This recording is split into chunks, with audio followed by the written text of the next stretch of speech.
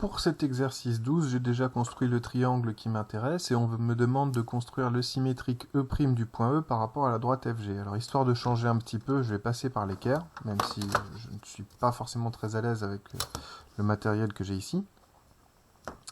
Je trace la perpendiculaire au segment FG, puisque c'est lui l'axe de symétrie, qui passe par le point E. Donc je pose les petits côtés de l'équerre sur la droite FG.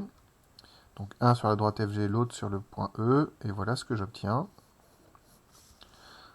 Ce segment qui est là, perpendiculaire, et je reporte la longueur de l'autre côté. Alors elle fait 6 cm, donc non, c'est pas correct, c'est pas forcément pratique de le faire. Donc j'ai quand même reporté la longueur de l'autre côté. Même quand je dois le faire à l'équerre, j'ai quand même toujours la tentation de ressortir le compas. Et voici mon point E'.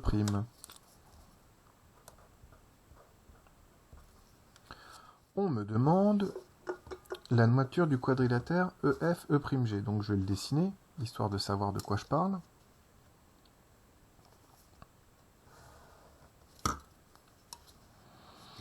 Je me fie à ma première impression visuelle, mais ça ne veut pas dire que je vais pas démontrer mon résultat.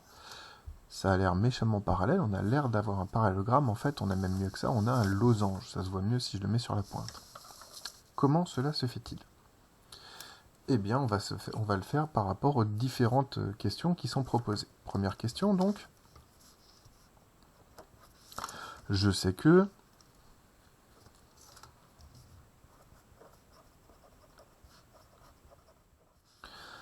E et E' sont symétriques.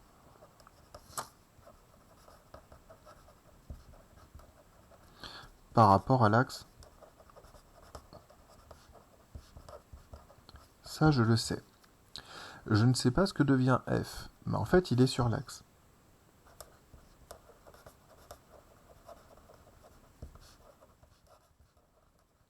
Donc, c'est son propre symétrique.